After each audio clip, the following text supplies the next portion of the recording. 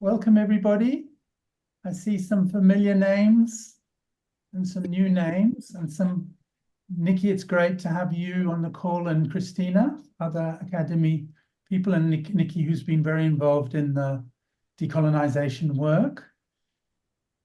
We're going to have a chance to just explore today a bit about decolonizing evaluation, and we've got a great team of people who are going to explore it with me, including Bagele Chilisa from Botswana, Andrea-Lisa Belsa from Canada, and Tokozile Molaiwa from South Africa. So I'm just going to share. So can everybody just mute themselves?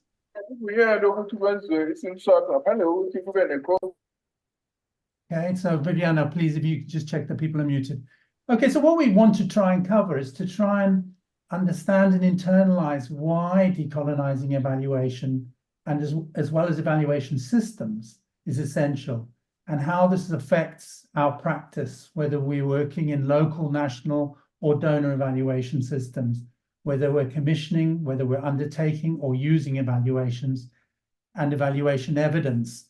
And I'm just going to introduce the framing and something about the Academy and the International Evaluation Academy and our role in this. And then we've got these 3 presentations, and we'll also bring, because our mindsets are reflective of our ancestors, the way we've been brought up, our cultures, etc. So we'll introduce our sessions with a little bit of an origin story about where we come from. And we'll have then 3 presentations, and then we'll have a question and answer session. And just before we get there, I'm just to say something about my origin story. And so my family are Jewish, left Russia in the 1870s because of pogroms, as well as one son in every Jewish family having to spend 20 years in the Russian army. And I believe they never saw their family again. Then my father, in the 1950s, fighting apartheid in South Africa, he was jailed. We went into exile. I returned with my wife and 2 daughters in 1995, been working in rural development, community-driven development in Africa, particularly with planning, monitoring, and evaluation. And most people know me is in establishing the evaluation system in South Africa, which Tokozile now runs.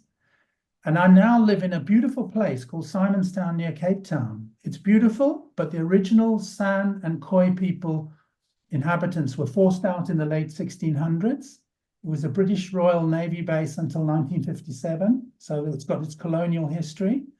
And Black people were forcibly removed under apartheid in the 1960s. And so my journey has been really how to contribute to social justice. And I'm now doing that through a focus on the just energy transition in the South African presidency, and looking at how monitoring and evaluation can contribute to these huge challenges facing the world. And I'm president of the International Evaluation Academy and working with the Global Evaluation Initiative. So the context for today is we're in a time of unparalleled change. The land temperatures, this is just Delhi this week. The sea temperatures are just hitting these incredible highs and presaging really unfolding climate disasters. But on the other side, in terms of social justice, we are in a period of huge inequality.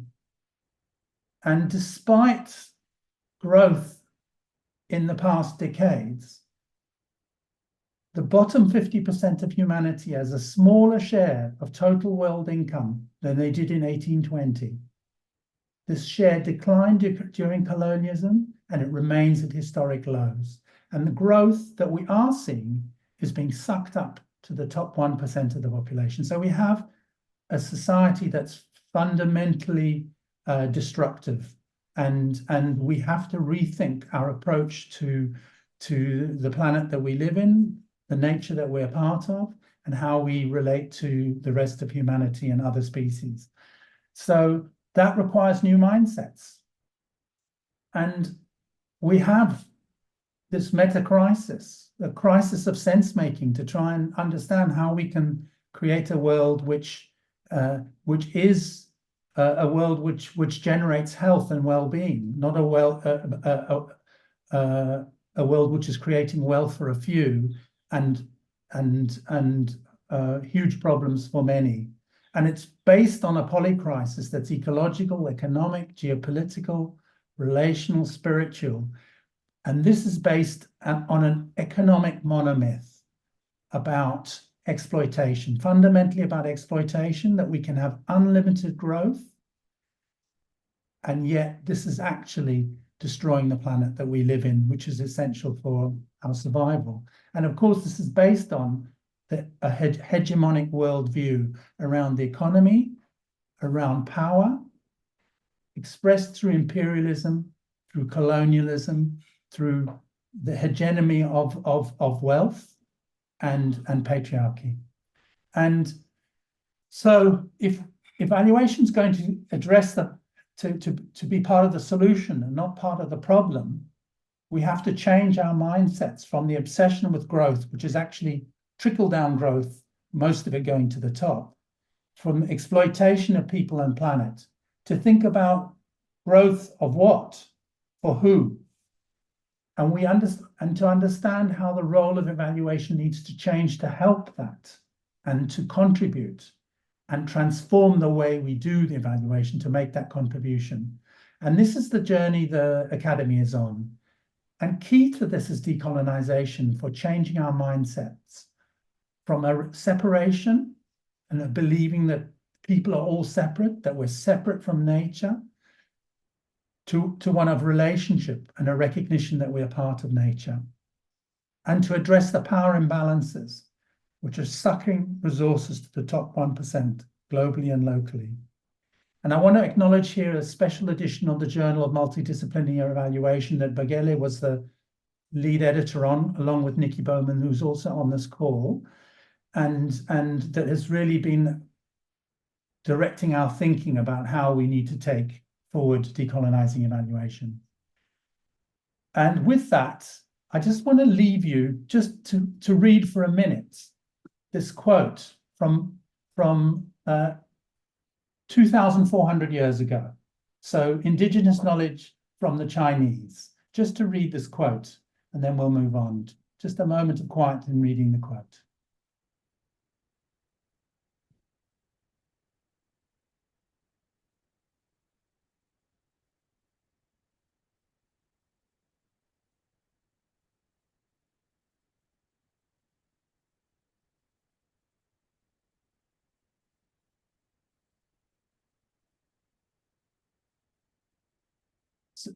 So we need to move to a new equilibrium of head and heart and hand. And this wisdom has been around with us for very long, but it's been lost.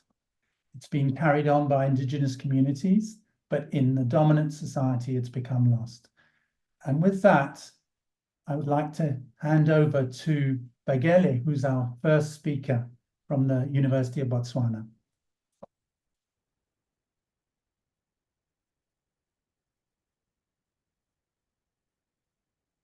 Bagele, if you just introduce yourself and your origin story, and then you're welcome to go ahead.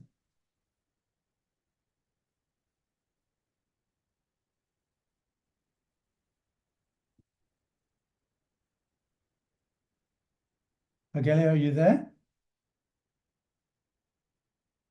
I thought I heard she was there. Yes, I was trying to unmute. I was having trouble trying to unmute. Okay, oh, that's there we go. I can't recognize myself. Oh, okay. Thank you. Thank you, Ian, for that beginning. The story of origin. It's interesting. I don't know what to say, except to say that I subscribe to the idea that all humanity started in Africa. So that's where I stand, that all humanity started in Africa, around Kenya there. That's where humanity is supposed to have started. And so here I am, I'm in Botswana. My parents have, my ancestors having migrated maybe from as far as Central Africa up to where we are today, which is Botswana. Actually, I'm supposed to be on the side of Zimbabwe because most of my kins people, or most of my relatives, they're on the side of Zimbabwe. When the boundary lines were drawn, we happened to be cut to the side of Botswana. So that's where we are. So I come into the field just of knowledge production as a politician. A politician on knowledge production, and think that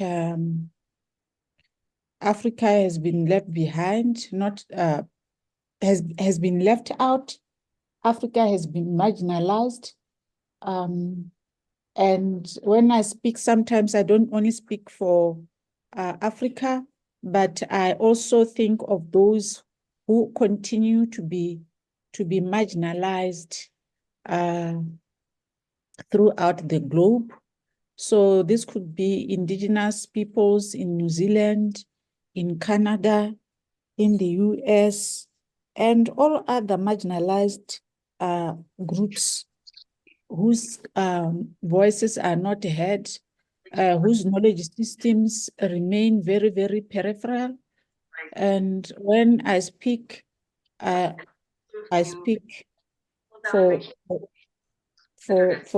those.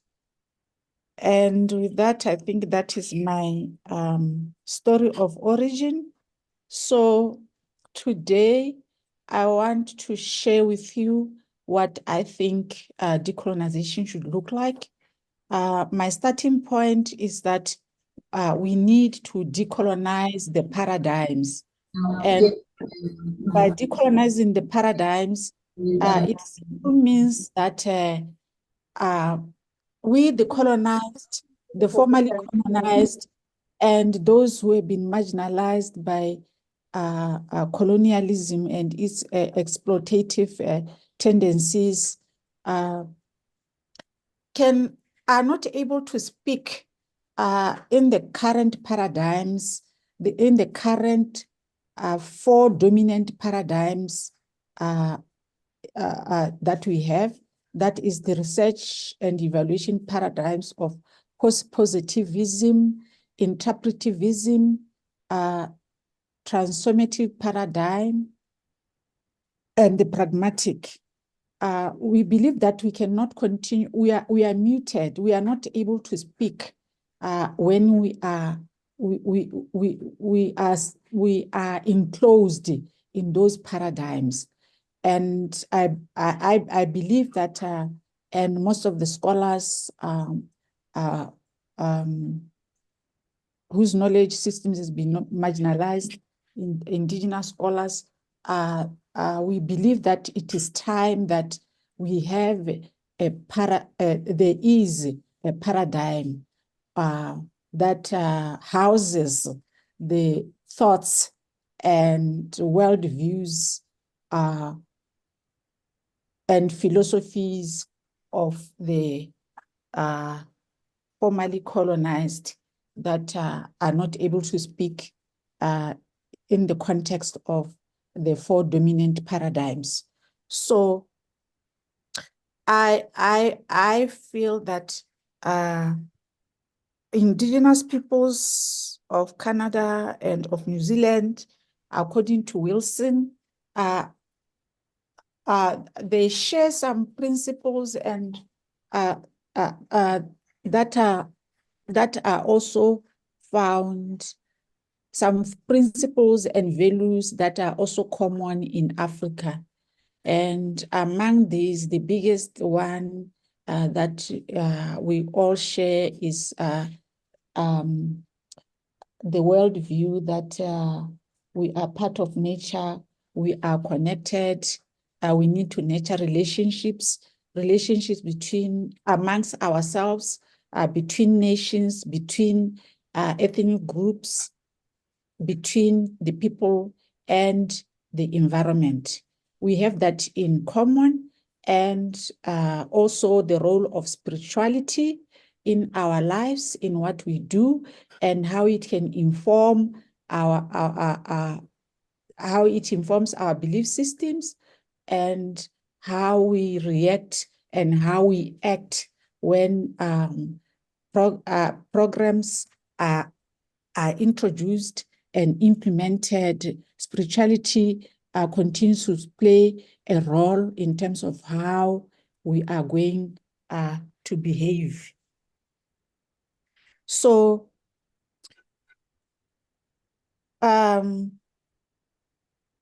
there are, of course, a number of paradigms that are coming. I believe that the Hawaiian philosophy on cultural paradigm, it has these common principles and common ways of perceiving reality and values that I've just said. Can you go back, please? And I believe that the Maori are the same. So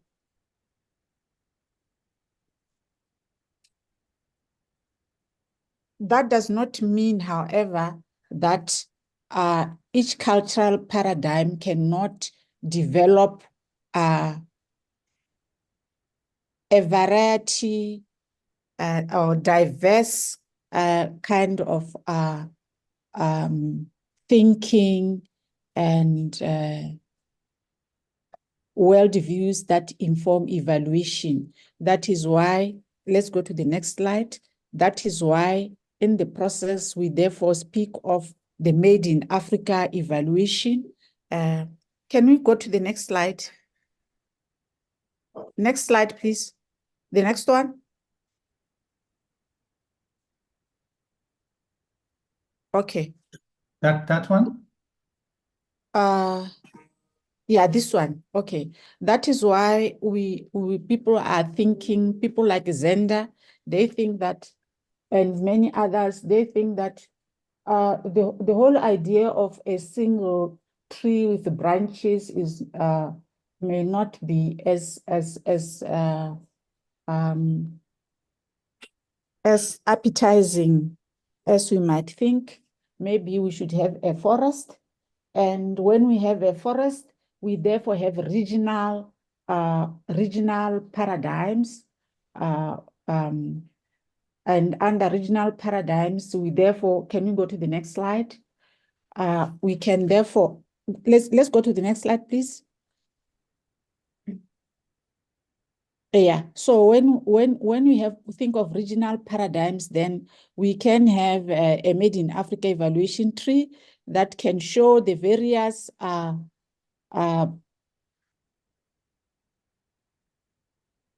the Made in Africa evaluation tree that can show the various contributions from scholars in Africa. But people also feel that the whole thing about the trees with its roots there it's not, it's also not very inclusive, and therefore that maybe when we talk of a tree, we should have a tree whose roots is more about the evaluative purpose of the tree, and the evaluative purpose and how the evaluation responds to beneficiaries' needs, aspirations, priorities, and context. If you do that, you have multiple trees, but then these multiple trees really are governed by the purpose of the evaluation. what is the evaluative purpose of that program. And when we have that, we can have maybe a tree with these 3 branches, a branch that promotes self-determination, the right to know, and a branch that is responsive to people's identities, relationships with each other, the environment, spiritual world, and so on. And the third branch being a branch that grows from the past, the present, and envision the future that has decolonized evaluation structures. Next slide, please. Next slide, please. Next slide, please. This is the next slide. Yes, please. So at the moment, I'm very lucky to say that we have been funded by the Mastercard Foundation and in a project where we are supposed to map, co-create, and test new ways of conducting evaluation through innovative methods that are cultural sensitive and responsive, address power asymmetries, and elevate voices of marginalized communities in Africa. So part of the decolonization is not only to talk about it, but to try and begin to make visible and make available frameworks and tools that if donors and funders were to say, for example, we hear the decolonization, we hear that you talk about methodological imperialism or methodological colonialism, but what can we use? We need to have the tools. So we are hoping that we will create evaluation frameworks and approaches, philosophies, approaches and methods that are driven by African philosophies. I'm so excited to see Blazer because I saw some of the slides and I think I'm going to learn a lot, and I'm going to have to chat with you about those indigenous informed tools and approaches that I saw. I see that you talk of a theory of change that actually originates from the culture and worldviews of the people. That is what we intend to do in this project. And I'll be reaching out to you to learn how we co-create and co-design and make available for use. Thank you. Thanks, Bagele. And this is a very important project that Bagele is talking about, that we're really looking forward to seeing what comes out of it. So with that, I'll hand over to Andrea Lisa. Thank you so much. So I want to start with my origin story and my positionality, because if you compare my CV with the CV of other people on the call today, you'll notice that on paper, I have no place being here and speaking to you all in this lineup. I haven't published. I don't have a PhD. My position in the federal government is very, very low down the hierarchy. The reason I've been asked to speak today is through relationships with, for example, Nicole Bowman has opened a lot of doors, and I want to take responsibility for that. You can see that I'm of European descent. My paid work is with Indigenous Services Canada, but in a region of Indigenous Services Canada, not in headquarters. And the work that I have and the position that I have to practice and have influence is not part of the kinds of accomplishment chains that are generally rewarded in our field. And I just want to start with that, is that a few years ago, when I used to introduce myself, when I would be working with Nicole, for example, and she would bring me on to Blue Marble evaluation, or she'd bring me on to different forum, I really had to start by saying, I have no positions, I have nothing to follow up with the types of bios that I would be speaking with. And And I actually want to frame this because it's a both and. It's absolutely because of that I've been able to work very closely and build love relationships with Indigenous colleagues, and be invited into their homes and families and really have no preset agenda or plan and figure out how we can work well together. And so my relationships and the fuel for my work, the primary currency that I work in is caring and is in mutual commitment to each other's well-being and learning from each other. And that's why I was asked, actually, I was reached out and asked to serve as president of the Canadian Evaluation Society. And so I bring this to all of the conversations, whether I'm speaking with Treasury Board Secretariat, whether I'm speaking with the National Board of the Canadian Evaluation Society, interacting with other volunteer organizations for professional evaluation. So everywhere that I go, I'm just very based in awareness that I'm absolutely nobody. And then at the same time, there's absolutely nowhere that I don't potentially have something to contribute. And so I'll start backwards and where I am with my own framework for how to show up and participate in decolonizing evaluation is that my 101 is to be aware of myself and the harm that I can cause, even unconsciously, showing up with blonde hair, wearing Western clothing, wearing pearls, all of this, wearing red lipstick, all of this has an impact, has an avatar impact. And how do I manage that? And how do I show that I'm being myself, no more, no less? And being sensitive to what my speech, what my worldviews, how I'm showing up as a government employee and the implications of that and the reverberations of that, really being super aware of my positionality and always interrogating my own origin story to look for the limitations in my lens and figure out how I can grow that and expand that so that I can be more understanding, more useful, and actually connect more in my relationships. Number two, the 102 is my bystander ethics, so that as I grow sensitivity of harm and of negative relationship, that I can intervene when I see this in real time. And I can interact in a way that centers those most impacted and decenters my own needs in that moment, but also does so in a way that doesn't cause harm. So how do I intervene with humility, knowing that I'm not actually going to be damaging relationships in the process? That bystander ethics, it requires a lot of skill and sensitivity. And then number three, how do I receive when I'm checked for being out of my lane or for having misstepped or having caused harm, even if I don't understand, even if it seems inaccurate or it wasn't my intention? How do I take responsibility for being more proactive to avoid those impressions or to communicate better in a way that doesn't create defensiveness or white fragility, for example, as well? That's very important.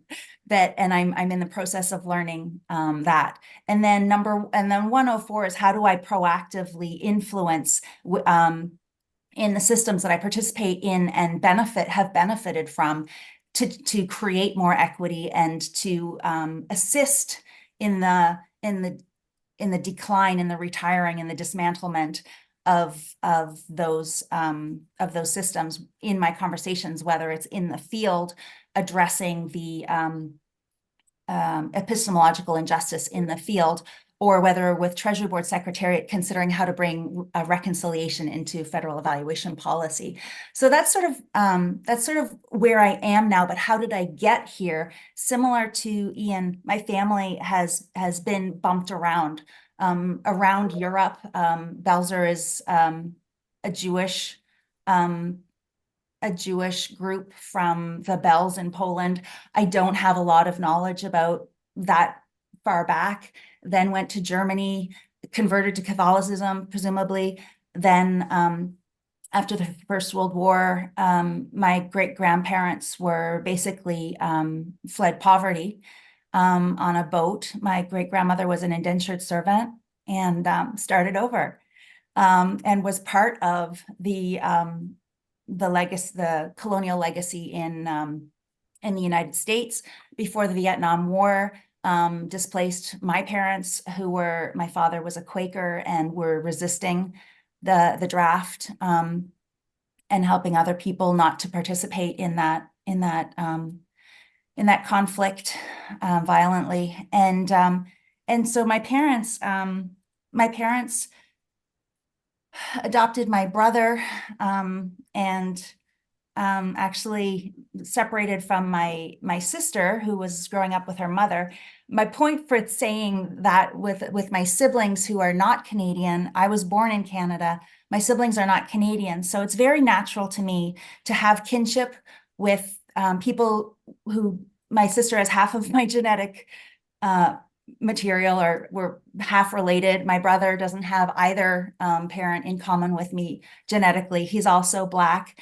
And my parents actually lived in the Pueblo Reservation in New Mexico right before they moved to Canada. And so I'm named for some dear relatives by choice. And so in my trajectory, there has been an interweaving of peoples and kinship and relationship and connection that's not genetic.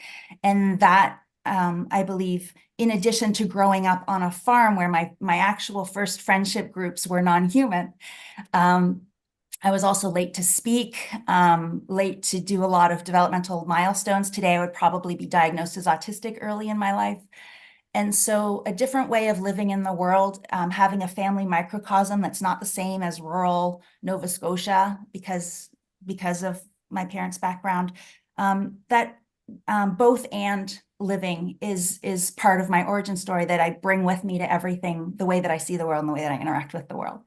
So I'd love to move on to my professional origin story in the next slide. So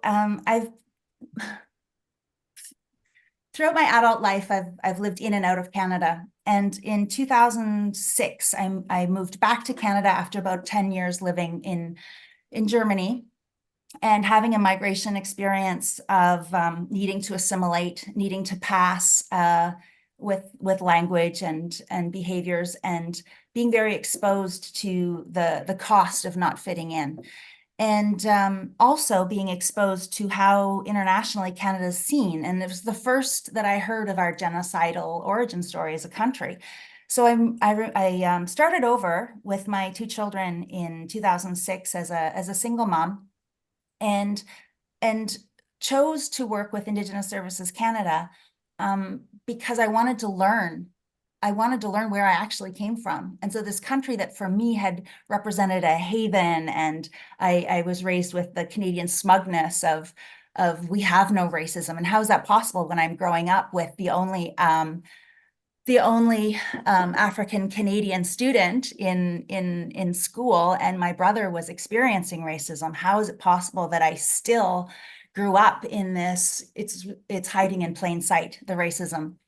And so it was a way for me to sort of figure out what does my name hold, being named for Andrea, Lisa, and Demacia, 3 Pueblo women, and what is my responsibility and kinship to my own family and my own country. What is all of this? So I go to Indigenous Services Canada, and after many years, several years, I come across this framework from Nanwe Pahana, who's Maori, and I realized that my mandate working as an evaluator for federal government was to do two, to extract data, to meet the needs of the federal government, sometimes coached in a more doing for. We're going to be creating reports. We're going to give these to our clients so that they can advocate for their needs, et cetera, et cetera. There was a tiny bit of with and collaborative practice, which was, how I'd been trained in evaluation to work. But what I realized with this diagram is that the very best I could do was with, and that what we really needed to do in terms of meeting our mandate for addressing disparity between Indigenous Canadians and non-Indigenous Canadians was moving into the by and the as, the self-determination, and that the way that we practice is an expression of our support for for Indigenous sovereignty. And so I had a crisis of faith. How can I continue to practice in this way? And I couldn't. So I had mentioned that I was solely providing for my kids, basically. And so I sort of had a time frame that I will exit this and figure out what I do next. The year that my youngest child graduates high school, which was to be 2019. That's an important date because that's the date that the Atlantic Indigenous Evaluation Stewardship Circle that Nicole Bowman, who's on this call, helped to foster. And so my job became formally with my employer that I would be spending half of my time helping the federal government be accountable to our clients and the other half of my time supporting clients as basically an in-kind resource by request. So I was participating by invitation from that point. And the first question I would ask is, who wants this inquiry? And if the answer was looking in the quadrant of being done to, for, or kind of sort of with, but under duress because it's a requirement, then I would have the backing of my employer to say, yeah, I'm not for that. So that allowed me to continue. Also, because I had a plan to exit, it was the first time that my clients said, no, Andrew Lisa, we would really like you to continue working where you are. We value having access to you and having access through you as a resource. And so until then, I really was working in the quadrant of imposing myself on people with a coercive funding relationship that was merit-based rather than rights-based. So that's where I come from in terms of my own practice and how I position myself. Next slide, please. So what's really important to me is that the same time about that I discovered and had that sort of crisis of faith and that trajectory in how I manage my paid work and actually my volunteer work outside of that is that a trajectory of ecological design for regenerating right relationship maps so well onto a trajectory of evaluation that supports Indigenous knowledge systems and sovereignty. And so being able to see and position ourselves and the organizations and the systems that we're working with along this trajectory, it has really been helpful in figuring out how to work in a systems way, similar to what the previous panelists have described, to moving towards a restorative relationship, mutualistic relationship away from a competitive relationship and I call it the oxymoron of an oxymoron of win-lose, because if we are interbeing and interdependent, then I cannot win by you losing. And so as we start to reframe how we see nature, we'll see that the idea of even in a predator-prey relationship, there is an interdependence there that is at a higher level, supportive of the next generations of both species. And so there is no loss in balance, in achieving balance. And that's really important when we look at the contribution, the rebalancing of dominant systems, and dealing with fragility in how we communicate, that we all have so much to gain. And in fact, the only way we're going to transcend the Anthropocene is through rebalancing. Next slide, please. So one of the ways that I like to move into describing the interrelationship between sustainability and evaluation and Indigenous epistemological justice in evaluation is by drawing on this summary, this valuing framework from the I believe it's called the Intergovernmental Panel for Biodiversity and Ecosystem Services, because what it does is it takes the dominant assumptions of how we are valuing, how we are monitoring, measuring, assessing, and from an anthropocentric, Euro-Western living from viewpoint, which in the other trajectories are seen as, they're inherently extractive, degenerative, and self-limiting. And this is the dominant framework, and it shows it in the living from in juxtaposition with alternatives. And it removes from it the prevalence or the how much power in this time each of them has. And it doesn't make one right or wrong, but it shows them in juxtaposition, and it shows how they can be working together. So yes, focusing on prosperity and livelihood and looking at so-called natural resources is, if you're in that business doing that well with efficiency and so on and transparency, great. However, there's also other ways of valuing that can be used in a complementary way and rebalancing. And so if we go all the way to living as, looking at the river as part of us, looking at in a spiritual way, in oneness and harmony with nature, and seeing that we are different species, but we are related in an all our relations sort of way, then we realize that we can be valuing and stewarding non-financial resources with the same weight and or even more so as we do now with financial resources.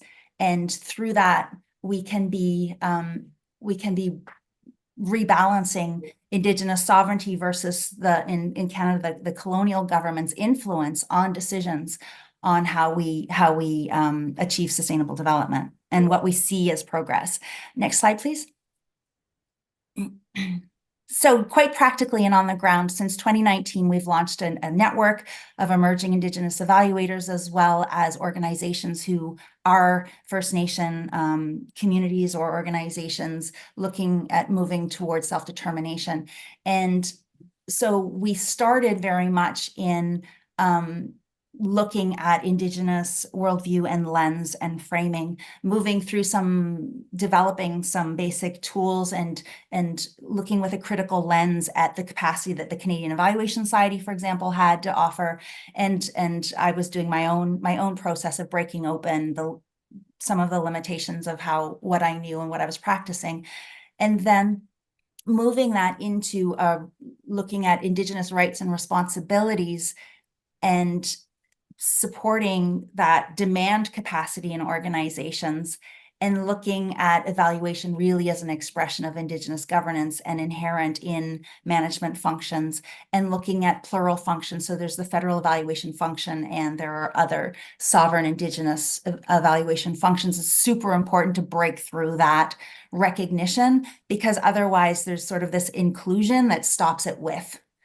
And so thank you, and it's an honor to be here, and I just hope that I can give anyone who's in my position of having a colonizer identity and origin story some hope that there is a way that we can work on ourselves and make ourselves useful. Thank you.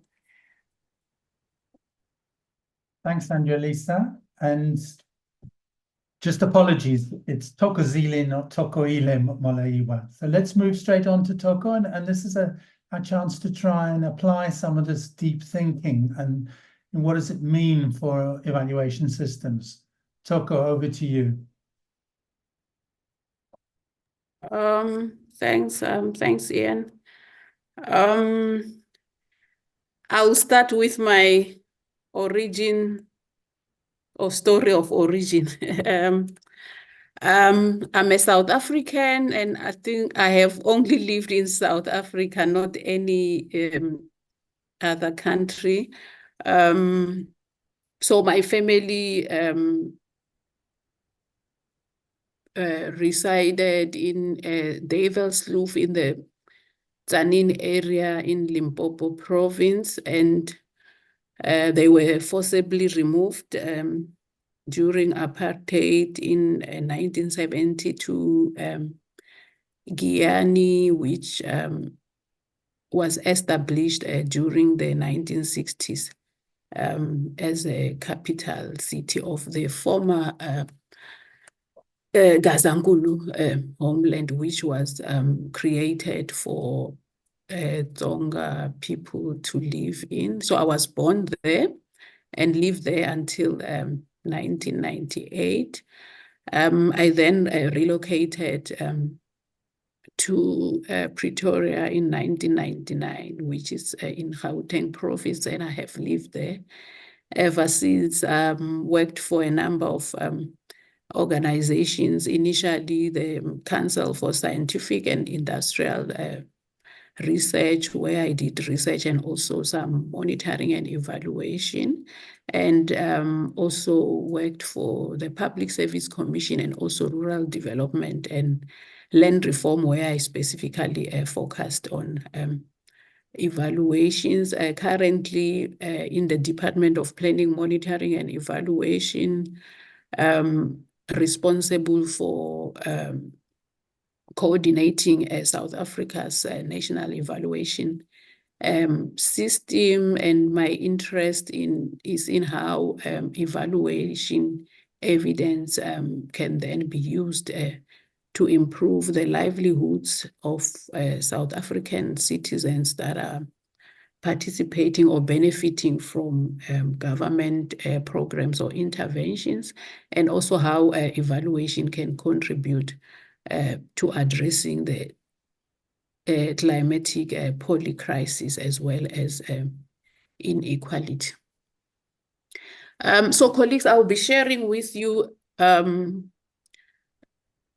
regarding the paper that we have written, which is a forthcoming paper to be published in the African Evaluation Journal, and we are focusing on decolonizing national evaluation systems. So in the paper, we provide an analytical framework around decolonization and also social ecological systems from a new institutionalism perspective. And we apply these into African countries' national evaluation systems, which is Benin and South Africa. And we also used decolonization, not just in the sense of moving away from Western systems of thinking, valuing, and also knowing, but moving away from an externally defined and controlled neoliberal ecosystem, which causes both a climatic and also ecosystem breakdown, as well as extreme inequality. So we analyzed the two NESs, which is National Evaluation Systems, against the framework.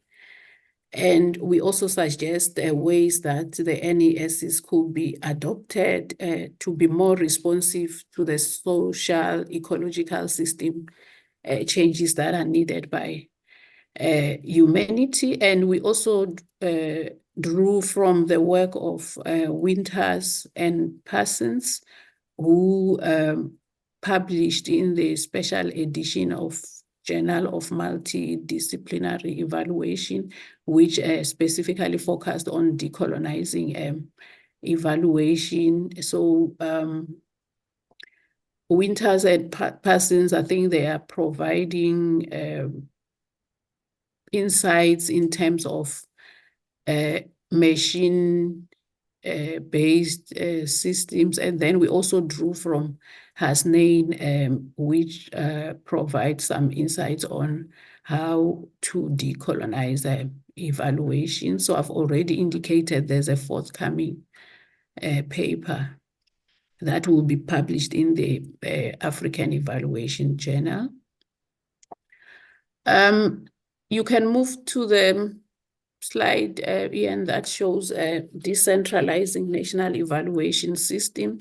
So what we are showing here is also from the forthcoming publication. I think we argue that national evaluation systems should be built on socio-ecological principles,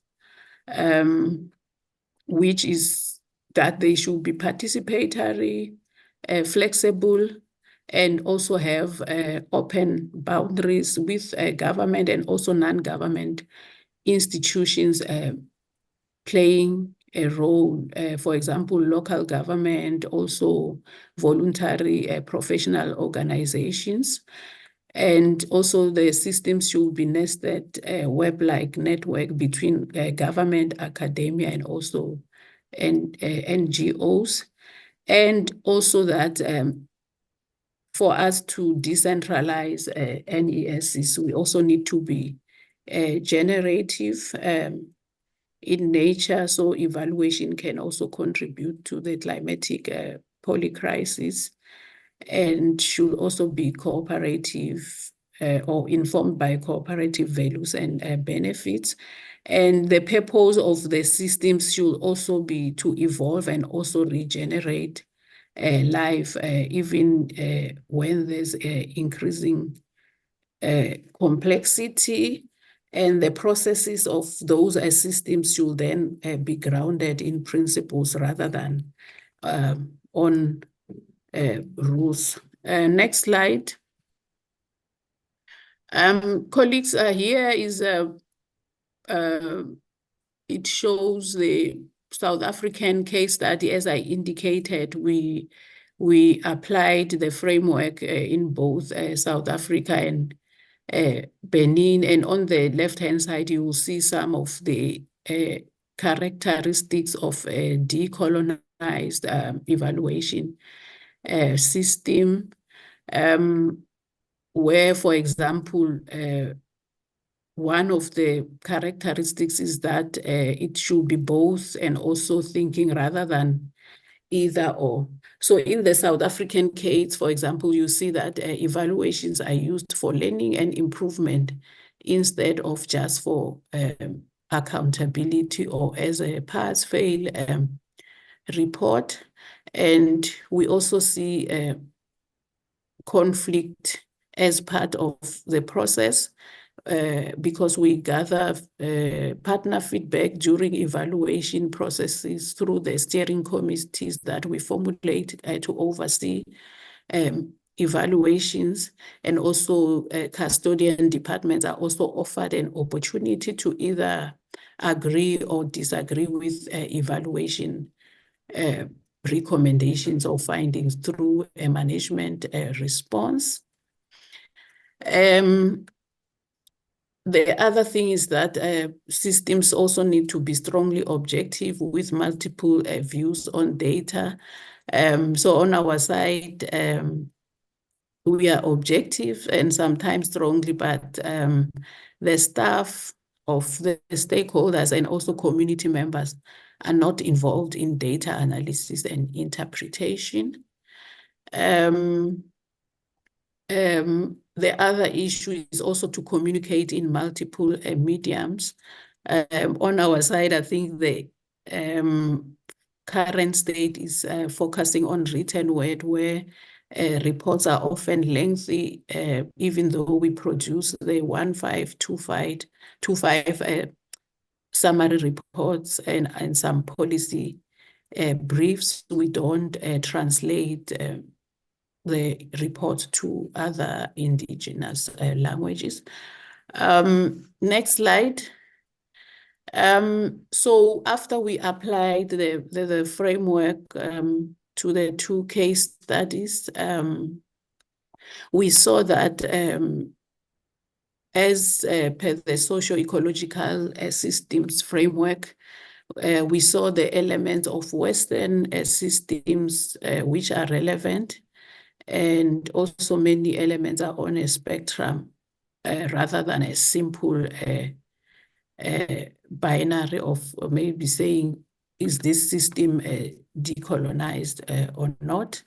And we also noted elements of decolonization in relation to dealing with conflict, and also emphasis on qualitative rather than quantitative evaluation approaches, also focusing on learning and increasing efforts to address social justice and also inclusion of all stakeholders. We've also noted that the inclusion of community and end users in the systems is weak. Communities are not involved in decision making, for example, in terms of supporting the national evaluation system, as well as in the steering committees of the evaluations.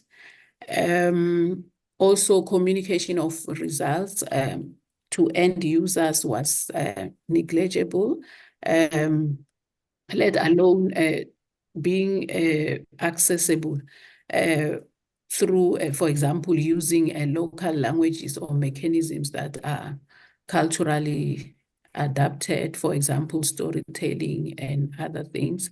And this was also found not to be unique to evaluation, but also reflects wider top-down approaches in the public sector. Next slide.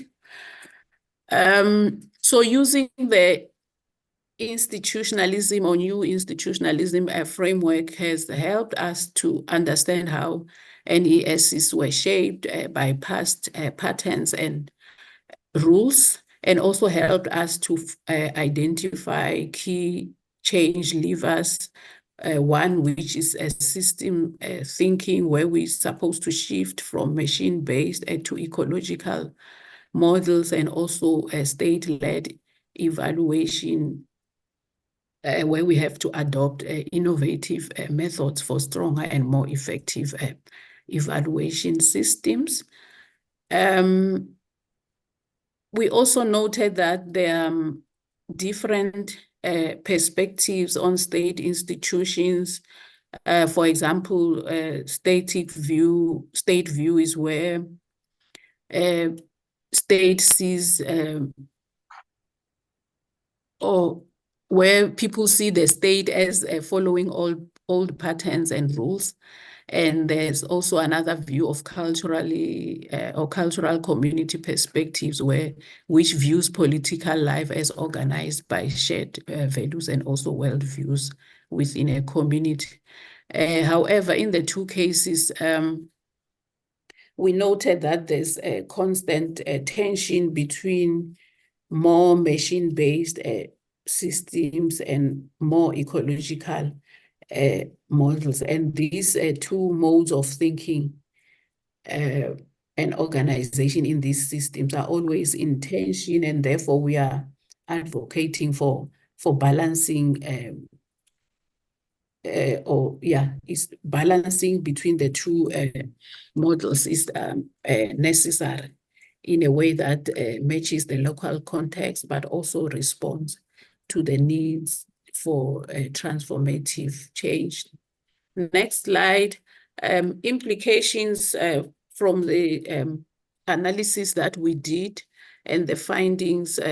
So we're putting forward some implications for national evaluation system, one of which is that there's a need to widen participation across government, to include participation of voluntary professional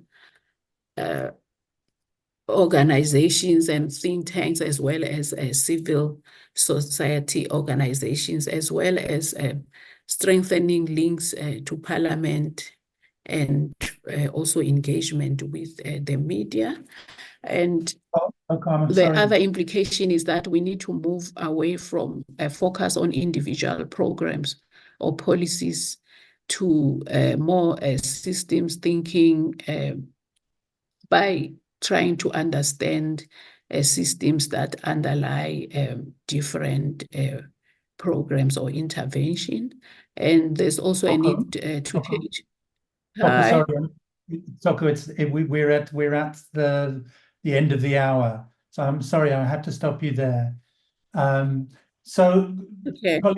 just to say that we will share this paper, and if we can get the list of all the participants, I see the request in the chat for us to share the questions and the answers. We will try and get the list of everybody who's registered. We will share the paper that Toko was drawing from, and we'll answer any of the questions. I have to say I've been a bad host in that we've gone well over and not had chance to do questions.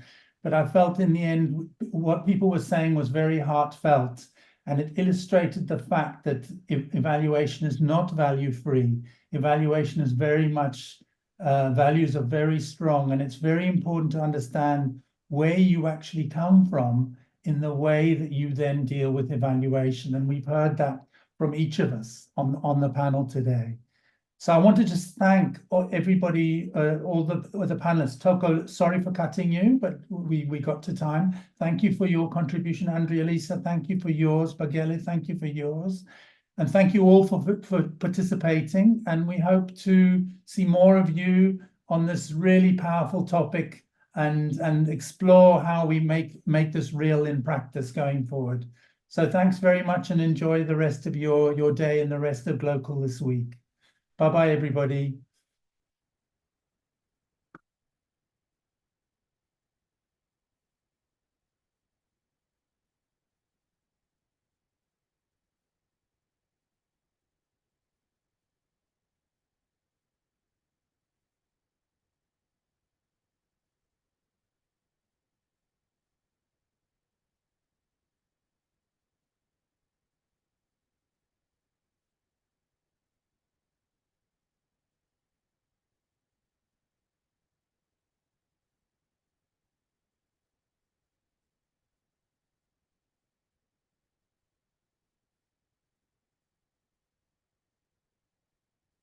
So, have we, Viviana, have you captured the chat? Yes. Great. Okay. Well, thanks everybody, and we'll close the meeting now. Thank you so much to the speakers, and thank you to all the participants for giving your time to join us. Bye bye, everybody. Thank you. Bye.